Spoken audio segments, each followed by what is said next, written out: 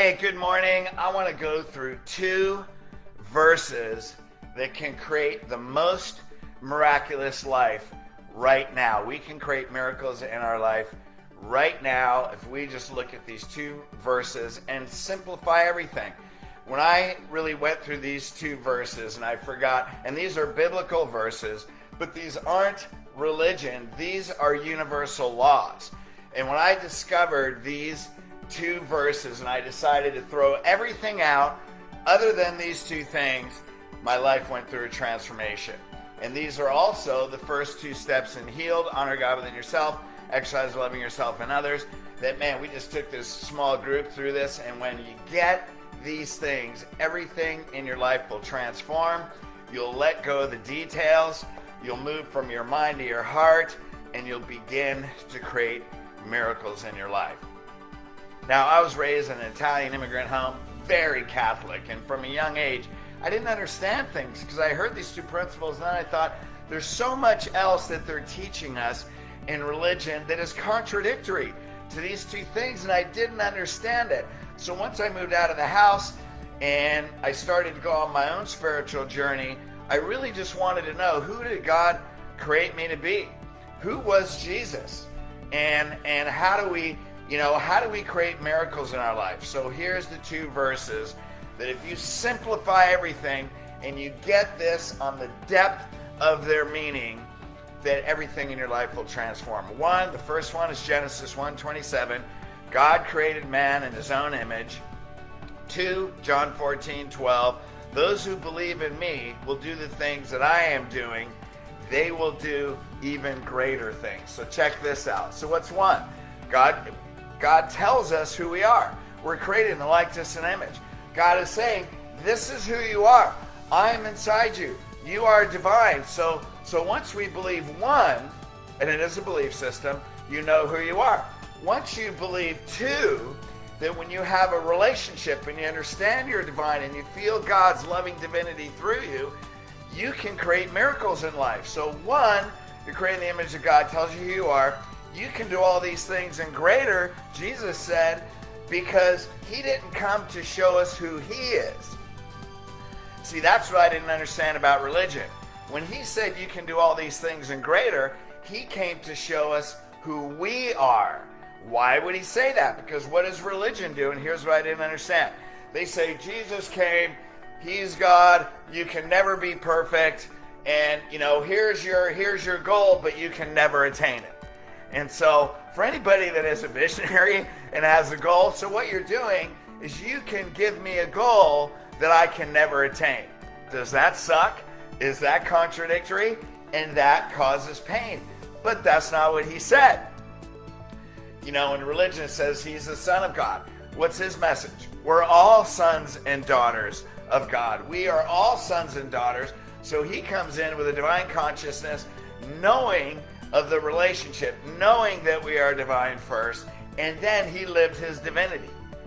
Well, we can do that as well, even if we have moments. And so now in John 22:36-40, one of the apostles says, Teacher, which is the greatest commandments in the law? What's a law? Does a law happen sometimes? Or does a law happen all the time? It's a law, meaning it's a truth, it's a principle, it's 100%. So check this out. Jesus replies, hey, and I'm not teaching religion. This is a universal law, right? That's why they say, what is the law? This isn't religion. This is universal law. So what's the first law? Love the Lord your God with all your heart, all your soul, and all your mind. That's Genesis 1:27. We are created in the likeness and image. Love God. God is inside us. We are divine first. So if you love God, you love your divinity, who are you going to end up loving? Yourself. And then the second is love your neighbor, get this, as yourself. Because if we really believe, number one, we're created in the likeness and image, then we know we are divine, then loving ourselves becomes automatic, and then we are so full of love that what do? We give it to others. That was Jesus' message.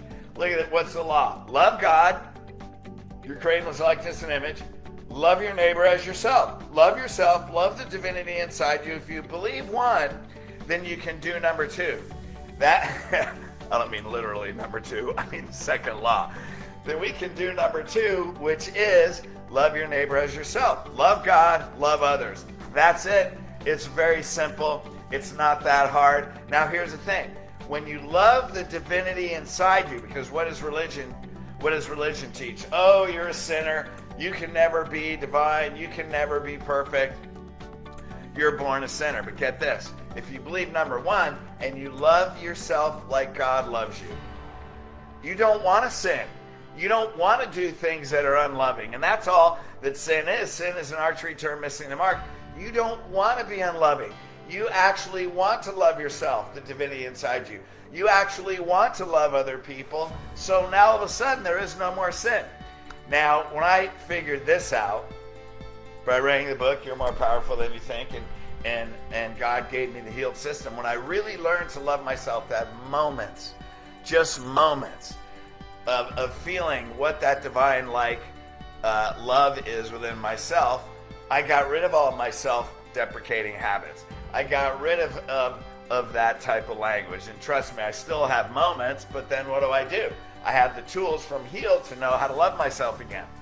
Then I can always return to love, because our humanity wants to create pain. Our divinity only sees love. So if you believe in the first one, then you believe in the second one, because that was the message.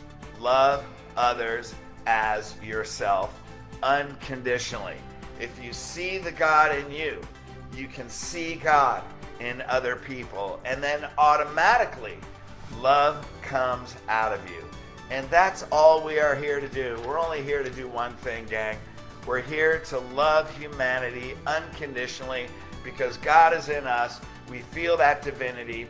We see the divinity in other people. We may not agree with their actions. We may not agree with their beliefs. We may not agree with how they dress, how they smell, how they take care of their teeth, or what they're saying. But they are divine beings, having a human experience, following their purpose in life. So what do? We love God because God is in us. That means we are like Him. We are not God, but we can be God-like. And that's who we are. And then what do? Love others as ourselves. That's it.